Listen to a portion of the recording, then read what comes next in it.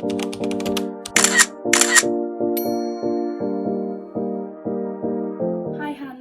back to my channel. If you're new here, my name is Meg, welcome, and if you're returning, then welcome back. Sorry that I didn't upload a video last week. As many of you may know, I am currently in the process of completing my training for British Airways cabin crew, and it's been very intense, and any free time that I have had has been spent sleeping and revising, so I've not had much of a chance to film any YouTube videos, but I've got a couple of days off now and I wanted to get one up this week, so I thought I would film this one for you all. It is going to be a story time, so I know that a lot of people like my story times. I know that a lot of people subscribe to me for my story times. I haven't done one for a long time, maybe like nearly a year now was the last time I did one. The reason being a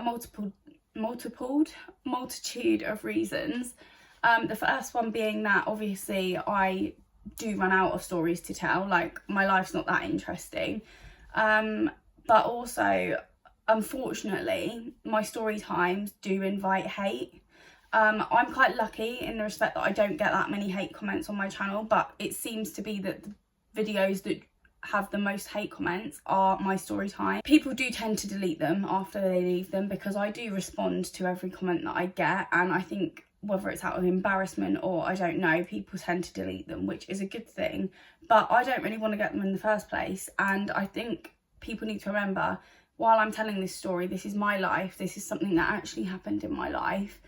I may not have dealt with it in the best way, and I would probably deal with it differently if I were to deal with it in this day and age, but what you've got to remember is that specifically the story times that I've told in the past, I was a child when those incidences occurred, and I'm not going to sit here and lie about how I dealt with something to make myself look good. Like, if I'm telling a story, I'm going to tell the truth. Whoever looks bad from it, whether it's me, whether it's the other person, it's a story and it's true, so I'm going to tell the truth. I'm not going to alter anything to make myself seem like a better person. Secondly, this story that I'm going to tell you is probably going to be multiple parts. This is probably the most recent relationship that I've had, not as in the one that I'm in right now, because I am in a relationship of almost 4 years now and I love my boyfriend, and I don't make these videos because I still care about these people. I make them purely for educational purposes, to let you guys know how I dealt with things, maybe what's the best way to deal with something, what's not the best way, and just to, you know, help people that are going through the same thing. Because I know for a fact that if, when I was going through all of these occurrences in my life, if I had had the sense to watch someone on YouTube going through the same thing, I know for a fact it would have made me feel a lot better. So that's why I do it. It's not because I'm like, oh my god, I still care about my ex, because I can categorically promise you right now I do not care about any of my exes. I mean, I care about them in a sense that I don't want any harm to come to them, like, in that sense, but I don't want to be with any of these people. Anyway, this particular relationship is my most recent one before my current one. It ended around nearly 6 years ago now, which I can't believe that time's gone that quickly, but yeah, because it's the most recent one and it happened in adulthood and not in childhood like my other two did, I've kind of held back a little bit from telling the story because, I don't know, I guess the fact that it's more recent makes it easier to tell the story because it's easier to remember details about it. But I don't know, it was something that affected me, and although it has been nearly 6 years, one of the things that happened in the relationship has pretty much damaged me for life. I don't think I will ever fully trust anybody because of this boy. This relationship was a university relationship, and I was at uni between 2015 and 2018, so it was very recent in comparison to my other story times. Also, I'm going to make it clear now that everybody that I talk about in this video, I am just telling the story. I don't hold any malice towards these people. So the award for the longest intro ever goes to me. Okay, so I am going to take you back to September 2015, so nearly 7 years ago now. I'm going to give you obviously like a backstory leading up to this relationship, because I feel like the vulnerability that I had at the time that I met this boy, I think contributed to how quickly and strongly I fell for him, and how I then felt unable to deal with life without him, if that makes sense. So in September 2015, I made the big step to go to university, and this was something I never thought I'd do. I mean, mainly because I always just associated uni as being like an academic thing, like for people that are intelligent, like people who want to get like psychology degrees and law degrees and things like that. But when I went to college and did performing arts, when it got to my second year, our teachers started talking about uni. And at first I was like, no way, I'm not going to uni. Like, it didn't appeal to me at all. But as time went on, I was like, actually, what have I got to lose? What am I going to do with my life if I don't go to uni? So I started looking into them, and originally I was actually looking at unis up north because there was a particular one, I think it was Salford Uni, which is in Manchester. Because I always kind of wanted to go into television acting, that was kind of what I wanted to do with my skills, I guess. Salford Uni have like connections to Granada Studios, which is the studio that films Coronation Street, I think, and some other soaps as well and other TV shows. So that was like the one that I wanted to go to for that reason. But I didn't want to go that far away from home because I had lived, before I moved out, obviously, I'd lived in the same house my whole life. I'd never moved house. When it started off, when I was born, it was me, my mum and dad and my two older brothers. My oldest brother moved out when I was about 7, 8 because he met someone and had a baby, and so they moved out. And my parents split up in 2009, shortly after we got our dog. So my dad left, and then shortly after that my brother moved out to live with his girlfriend. So it was just me and my mum and our dog Nalia at home for years, and that's how it had always been, really. So I always kind of felt like I didn't want to move out, purely because, one, I really liked living at home. Like, I never saw myself moving out because I just loved living at home, being with my mum and the dog, and I just never like saw myself really fending for myself. And also I always felt like I couldn't leave my mum because I was essentially the last person to leave her. Obviously she said, do not live your life like that, like that's ridiculous, I'll be absolutely fine on my own. And she is, to be fair, she's been absolutely fine since I left. That was kind of the thing that always held me back. And I was still young at the time. Like, I was 20 when I started applying for uni. So even if I hadn't gone to uni, I still wouldn't have moved out at that point in my life because I just didn't feel ready to even live by myself. I was very much like, my mum did everything for me. Like, she did all my washing, she cooked. I never really learned to do anything for myself until I moved out. And I'm grateful now that I did go to uni because I feel like if I hadn't gone to uni, I probably would still be living at home now. When I did go to uni, it taught me to live alone and taught me to be independent. And ever since then, I didn't want to go back to living at home, which is bizarre, really. But yeah. Anyway, the decision was made that I was going to Chichester Uni. I applied for kind of local unis that were an hour and a half away from home, if that. The furthest away uni that I applied for was Chichester, which was an hour and a half away. And I decided immediately upon going to my audition there that that was the uni that I wanted to go to. So once I got the acceptance from them, that was it. It was decided I was going to Chichester Uni. So in the September, I obviously moved away to Chichester, moved into halls. I lived with 6 girls, which, I mean, I always say that I would have preferred a mix of girls and boys because I just felt a little bit like, because I was older, I was 21 at the time, I just turned 21.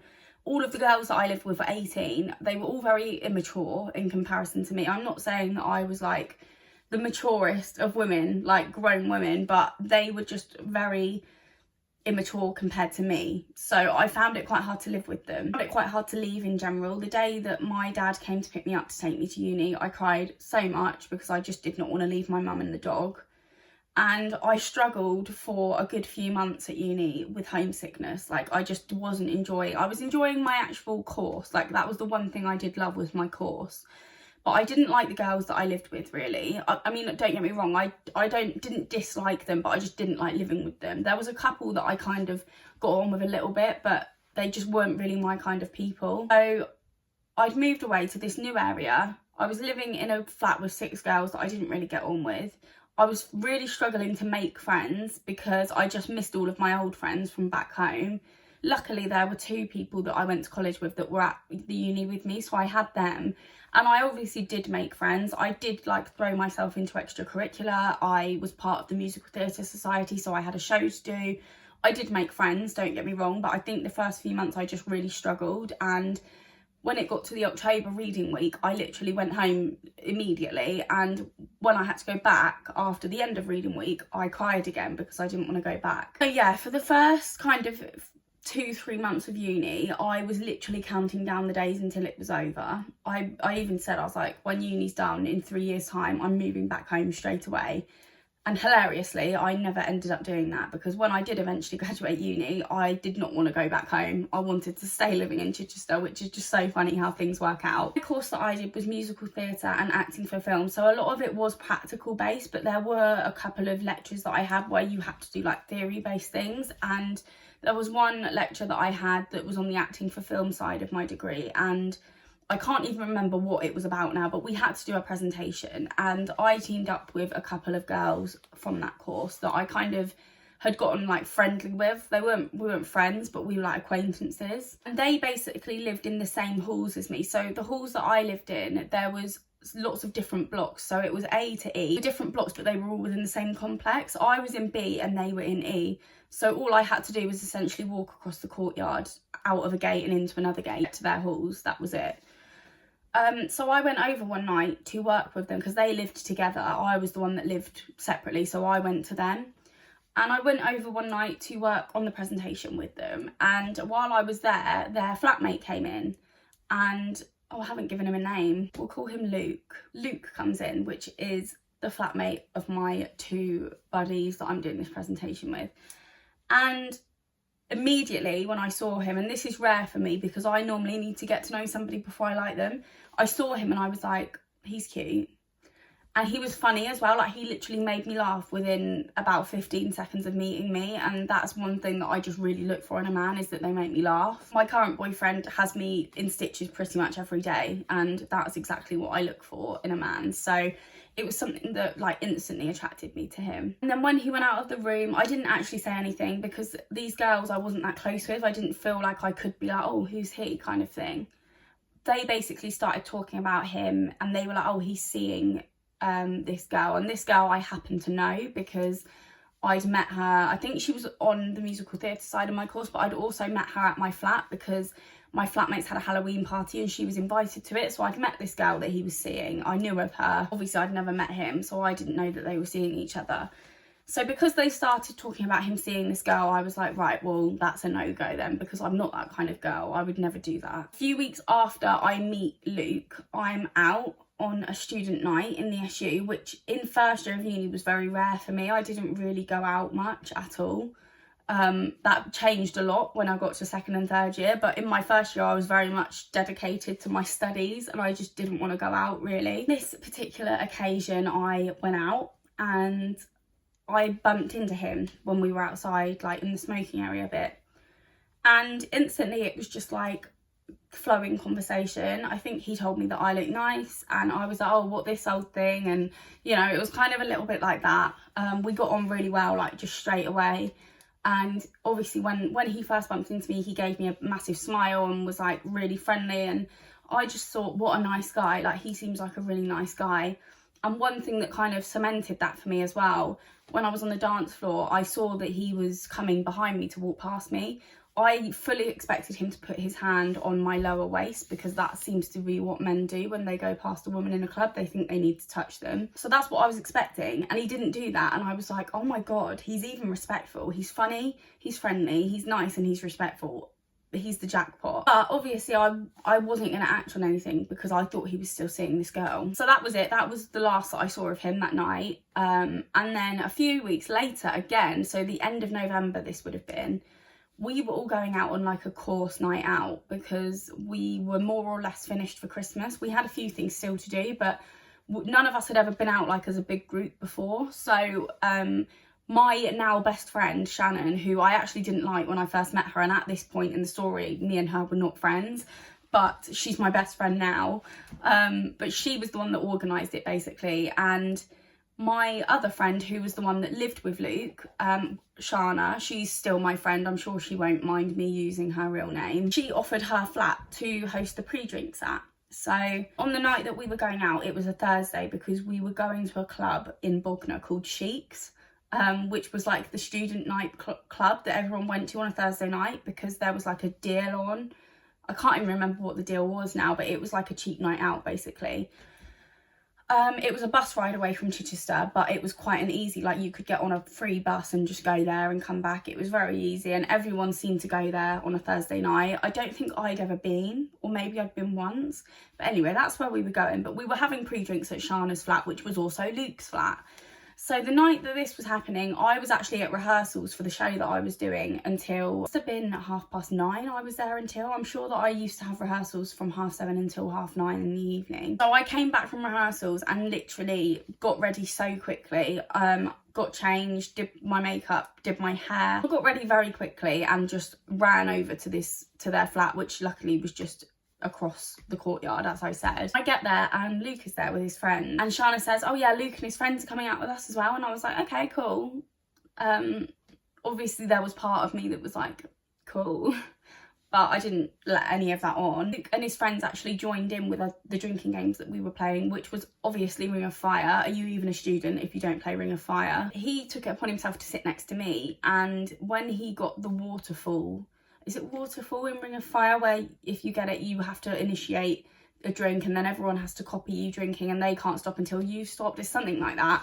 God, it's been years since I was at uni. I've forgotten what the rules of Ring of Fire are, but he basically, because I said that I'm not very good when I down drinks, like I get drunk very quickly. I know that that's probably a common thing with most people, that when they down drinks they get drunk very quickly, but when I say quickly I mean like it goes to my head straight away. He found it hilarious to then initiate a waterfall, and obviously I was next to him, so I couldn't stop until he stopped. So he purposefully drank for ages, and I ended up getting a little bit tipsy at these pre-drinks, and it was just very like bantery, like me and him were just like bouncing off of each other. And I felt like we were getting on really well. And also, as a woman, I feel like you can tell when a man's into you. And I was getting vibes from him that he was into me in the same way that I was into him. But again, I still thought he was seeing this girl. So when we left to go to the club, we got on the bus. Got off as we were going in. I went up to Shana and her other flatmate, who I was friends with, and asked them, is he still seeing this girl? And they were like, no, we don't think he is anymore.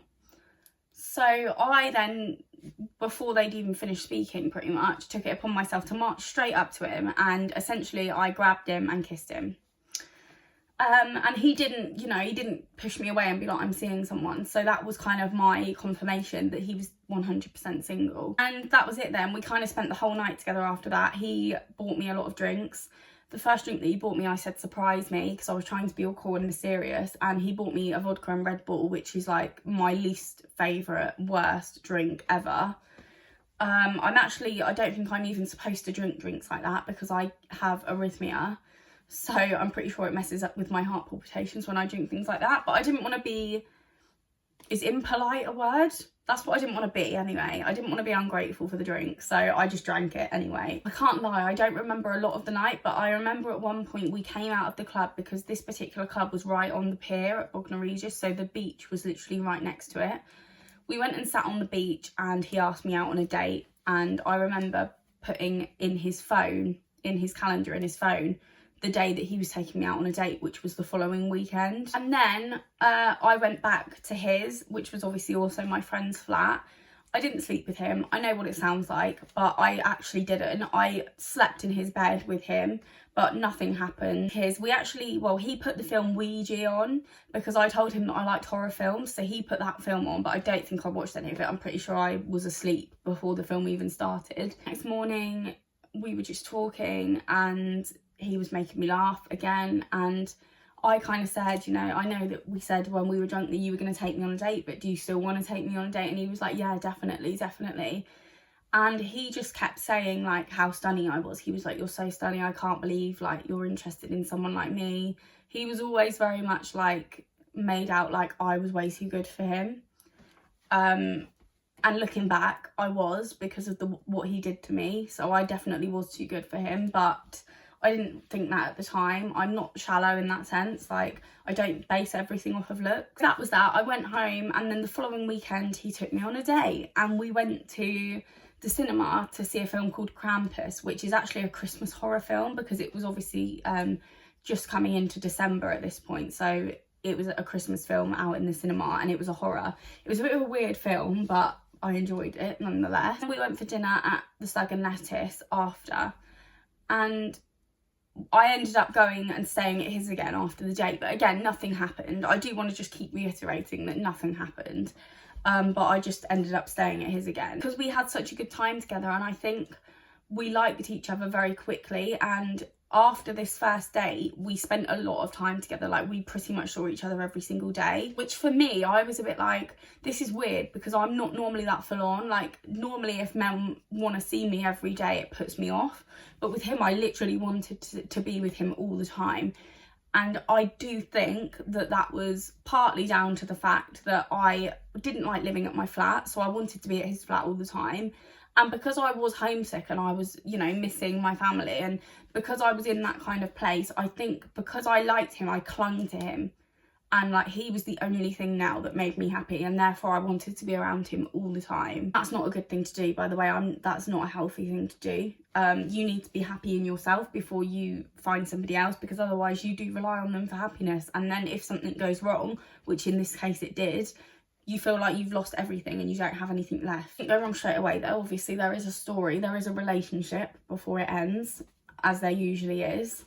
So yeah, I fell very quickly for him, and I feel like I was in love with him within maybe like a week or two of meeting him, which sounds absolutely ridiculous to say, doesn't it? And I always roll my eyes at people on Love Island that say I love you while they've only just met them, but I actually think that when I do really like someone, I do fall for them really quickly. Even my current boyfriend, I mean, he and I were dating for a couple of weeks before we got into a relationship, but I would say that the same thing probably happened with him. Not in the sense of I didn't cling to him for happiness, because I was already happy when I met him, but I did fall for him very quickly. And I think when somebody just ticks all the boxes for me, I think that's just what I do, unfortunately. So yeah, I fell for Luke very quickly and spent a lot of time with him.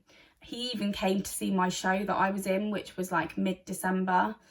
And I wasn't even his girlfriend at this point, but he still came to see the show, which was really nice. Anyway, after a very intense few weeks of seeing each other pretty much every day, it was time for me to go home for Christmas. And I actually cried at having to go home and leaving him, which is quite funny really, considering I've just told you that I cried at the thought of having to come back to uni, and now I'm crying at the thought of leaving uni. I think by this point, obviously I had him, but I was also becoming a lot closer with Shana, because obviously I was spending a lot of time at her flat, and we're still friends to this day, so clearly that was one good thing that came out of the relationship. I think I was kind of starting to enjoy my life a little bit more in Chichester now, but that, I do think that was a lot down to Luke. I went home for Christmas and he said to me, you know, this isn't like, I'm not gonna let this fizzle out, you know, I want to see you over the Christmas holidays, and at uni you get like a month off for Christmas, so you break up like mid-December and you don't go back until like mid-January.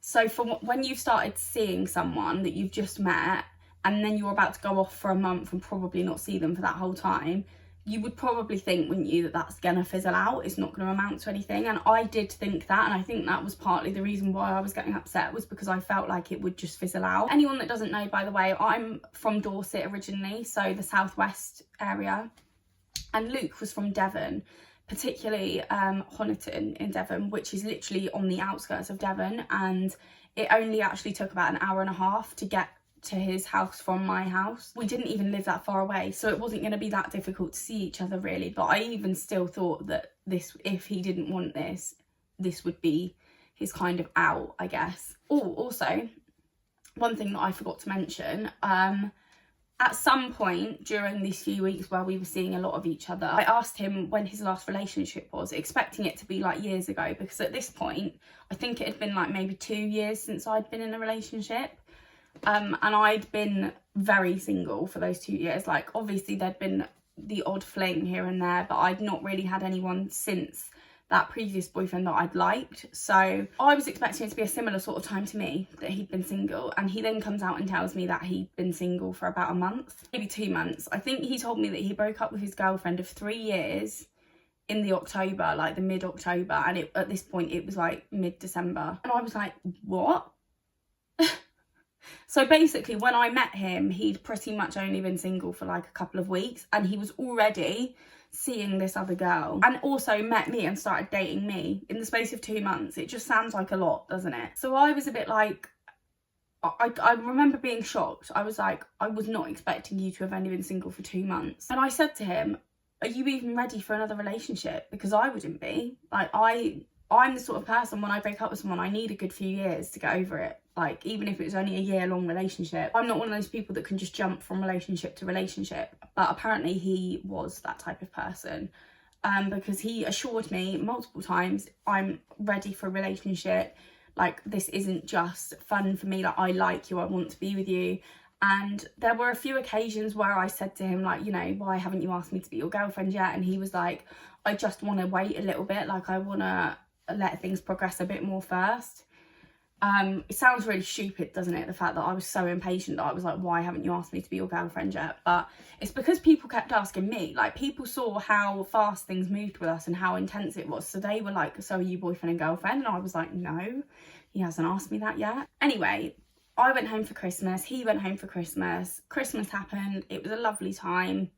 And then he basically said to me that he was going to come and stay with me on like the 29th of December, because it was a couple of days before New Year's Eve, because he basically planned to come and stay with me for a couple of nights, and then we would go to his for New Year's Eve and go out in the town that he lived in, which I was up for. I was just ecstatic that he still wanted to see me, to be honest, because I was sure that it was just going to fizzle out over that month. So it gets to the day where he was coming to stay, and he met my mum and she really liked him straight away. We had a really nice evening at my house. I think he stayed for a couple of nights.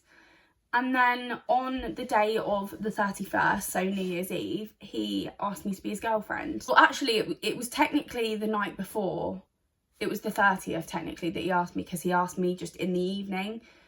We were just literally in bed and he said, do you want to be my girlfriend? It used to be a running theme for me, that, because my current boyfriend asked me in the exact same way. And now we were in a relationship. We were boyfriend and girlfriend. And I, obviously, as I said, I'd been single for a good few years. And I now had a boyfriend that I was in love with, pretty much. I don't think I told him that yet, but I was in love with him.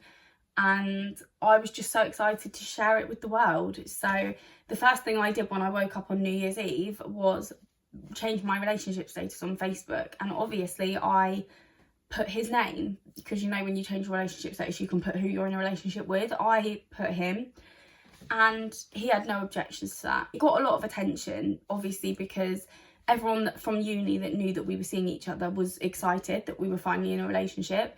All of my friends and family were excited that I'd got a boyfriend, because it had been so long. I think my family, especially knowing how hard I was finding it at uni, were quite glad that I'd found someone that was at uni with me. It got a lot of attention, and it got some attention from somebody whose name I didn't recognise.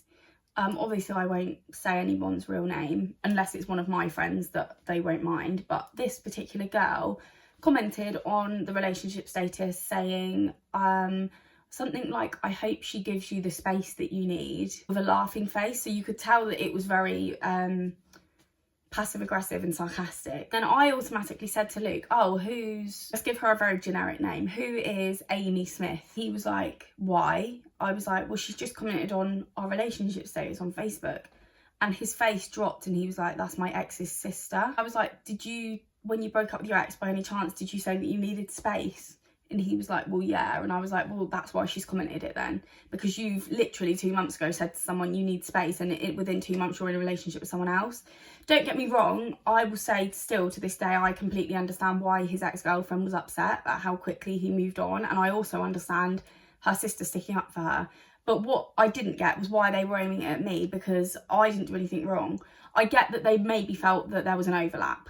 I get that. There wasn't, though. Like, I didn't even know that he'd had a girlfriend that soon until we'd already been dating for a few weeks. I didn't know him when he was with her. He broke up with her way before I even met him. So there was no overlap, but I understand why they probably thought there was one. But yeah, that was kind of the first thing that went wrong in our relationship. Not went wrong, but it was kind of like what happened on this particular night. That was the lead up to it, basically. Luke then gets a text from one of his friends saying that, what should we call her? Tess was really upset. Now, Tess is the girl that he was seeing, the one that I knew of that he was seeing. Then they weren't seeing each other, so then I jumped in. And I was like, well, why is Tess upset? I thought you guys were over. And I thought it wasn't that serious anyway, so what need would she have to be upset? And he was like, oh, I don't know, maybe she still likes me, blah, blah, blah. Also, sorry, I keep forgetting things and adding them in. There was an occasion when I was at Luke's and the fire alarm went off. So we all had to kind of gather in the courtyard bit of their block, because it was only their block's fire alarm that went off. And we were stood out there for ages. And I remember going to like hug him because it was cold. It was December, so it was freezing outside. And he was very much like, he was very reserved and almost like acting like he didn't know me and like we weren't together like that. Which all makes sense now because Tess was also in that block, so she could have been around that area. But obviously at this point, I didn't know that. Like, I didn't see any reason why he would need to hide the fact that he was seeing me.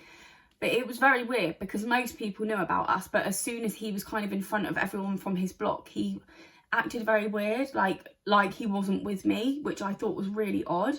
And when I confronted him about it, he said that he was just cold. And I was like, but why does that mean you can't give me a hug? Like, that was just a bit weird. I'm going to do this a lot in this story. I'm going to be like, oh, by the way, I've remembered something. That part of the story is relevant to something that happens later on. That happened and that was confusing. And I was like, do you know what? I can deal with all this hate coming our way. Like, it's fine. We go to Devon and he was actually working that night. So he worked at like an Italian restaurant. And so I was going to be on my own at his house for a few hours while he was at work.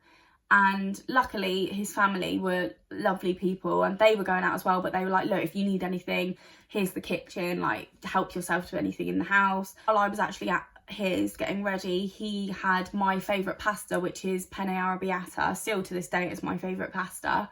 He had that delivered to the house because his restaurant that he worked at did that dish and they did deliveries. So he had that delivered to my house. My house, his house. So that was my dinner and I got ready. And then when he got back, he quickly got ready and we went out. And I met all of his friends and it was really nice. We were having a good night. We're in Wetherspoons. That was the first place that we went to. About 10 minutes of being in Wetherspoons, we're outside and Luke comes out and he's like, my ex-girlfriend's here. Oh good, this is going to be a fun night. And do you know what, in true Megan Rose style, I am going to leave it there on a cliffhanger. Obviously I will do a part 2 very soon. I really hope you enjoyed this story time, guys. If you did, please give it a big thumbs up and subscribe to my channel if you haven't already. If you don't want to miss the next part 2, then make sure you press the notification bell. Thank you all so much for watching and I shall see you in my next video.